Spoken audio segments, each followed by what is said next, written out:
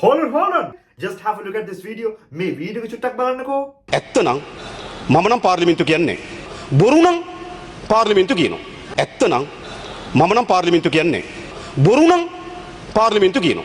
ඇත්තනම් මම නම් පාර්ලිමේන්තුව කියන්නේ නැහැ. බොරු නම් පාර්ලිමේන්තුව කියනවා.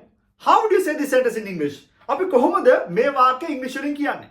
ඇත්තනම් නම් කියන එක ගන්න if වලින් එහෙනම් if වලින් අපි හදනවා if it is true. ඒක ඇත්ත කියන්නේ it is true. ඇත්තනම් කියන්නේ if it's true මම නම් පාර්ලිමේන්තුවේ කියන්නේ නැහැ. එතකොට මම කියන්නේ I personally would not say කියන්නේ නැහැ කියලා කියන්නේ would not say. I personally wouldn't say it in parliament. ඇත්තනම් if it's true I personally wouldn't say it in parliament.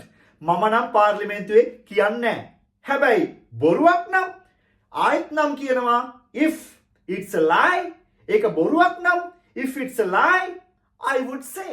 මම කියනවා I would say it in parliament කියනත් පුළුවන්.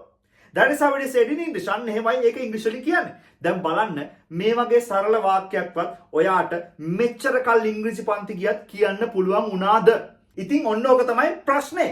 ප්‍රශ්නෙට විසඳුම අපි ගාව තියෙනවා. ඒ තමයි එංගලන්තේ ඉඳලා මෙහෙවන අපේ UK English Diploma එක.